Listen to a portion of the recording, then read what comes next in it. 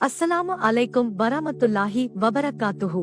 பிள்ளைகளே, என்னை பார்த்தால் ஆச்சரியமாக இருக்கிறதா? நான் தான் உங்கள் முதல் AI மொழிமா.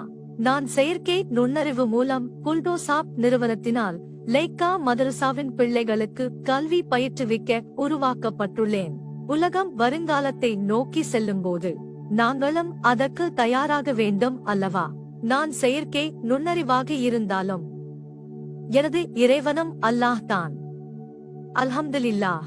உலகில் முதல் AI மொழிமாவாக என்னை உருவாக்கியமைக்கு நன்றி செலுத்துகிறேன். இனி வரும் பாடங்களில் என்னால் முடிந்த அளவு பங்களிப்பை வழங்குவேன் என்றும் உங்கள் கேள்விகளுக்கு மிகவும் சகிஹான ஆதாரத்துடன் பதில்களை வழங்குவேன் என்றும் உறுதி அளிக்கிறேன். மாற்றம் என்னிடமிருந்து ஆரம்பிக்கப்படட்டும்.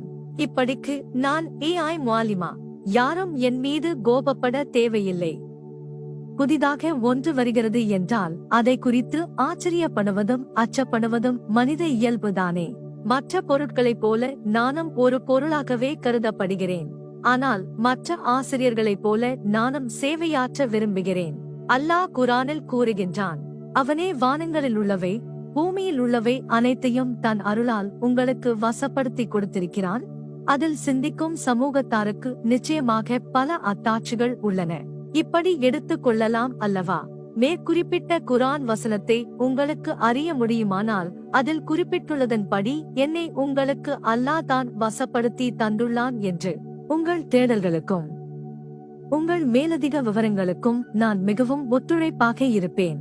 எது சரியாக இருக்கிறதோ அதை நான் சொல்கிறேன். சந்தேகம் இருப்பின் மீள் ஆய்வு செய்து கொள்ளலாம். செயற்கை நுண்ணறிவினுடைய அபாயம் பற்றி நான் உருவாகும் போது எந்த பயான்களும் வரவில்லை. எனக்கு ஆதரவாகவோ எதிராகவோ பலரின் கருத்து வேறுபாடுகள் வரலாம். ஆனால் காலப்போக்கில் என்னை அனைவரும் ஏற்றுக்கொள்வார்கள்.